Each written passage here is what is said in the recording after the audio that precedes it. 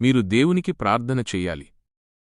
ఎందుకంటే ఆయన మిమ్మల్ని ప్రేమిస్తున్నాడు మరియు మీ గురించి పట్టించుకుంటాడు. విశ్వానికి పరిపాలకుడైన దేవుడు మీతో మాట్లాడాలని కోరుకుంటున్నాడు. మీ భావాలను సమస్యలను ఆయనకు తెలియచేయాలని ఆశిస్తున్నాడు. ఇది నిజంగా ఒక గొప్ప ఆహ్వానం కదా. క్రమం తప్పకుండా ప్రార్థించడం ద్వారా దేవునితో మీ స్నేహం మరింత బలపడుతుంది. స్నేహితులు తమ ఆలోచనలు, ఇష్టాయిష్టాలు, భావాలను పంచుకుంటే వారి బంధం ఎలా బలపడుతుందో దేవునితో ప్రార్థన కూడా అంతే. బైబిల్ ద్వారా ఆయన తన ఆలోచనలను, ఇష్టాలను, భవిష్యత్తు ప్రణాళికలను మీకు తెలియజేశాడు. క్రమం తప్పకుండా ప్రార్థించడం ద్వారా మీ హృదయంలోని లోతైన భావాలను ఆయనకు తెలియజేయవచ్చు. అలా చేయడం ద్వారా మీ స్నేహం మరింత దృఢమవుతుంది.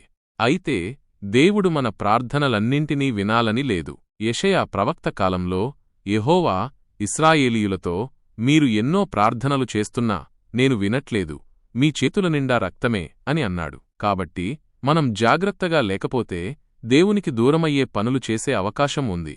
అప్పుడు ఆయన మన ప్రార్థనలను పట్టించుకోకపోవచ్చు.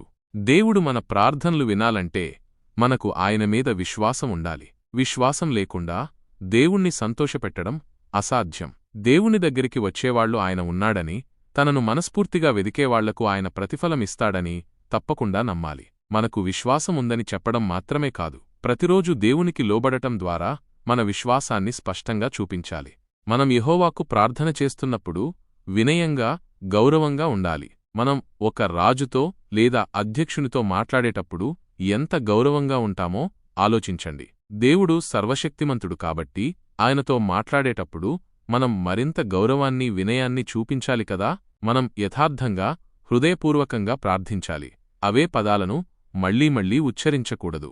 చివరిగా, మనం దేని గురించైనా ప్రార్థన చేసినప్పుడు దానికోసం మనం చెయ్యాల్సిన ప్రయత్నాలన్నీ చెయ్యాలి. ఉదాహరణకు, మన రోజువారీ అవసరాల గురించి ప్రార్థించినప్పుడు మనం కష్టపడి పనిచేయకుండా దేవుడు అన్నీ ఇస్తాడని ఎదురుచూడకూడదు. మనం కష్టపడి పనిచెయ్యాలి. మనకు దొరికిన ఏ పనినైనా చెయ్యాలి.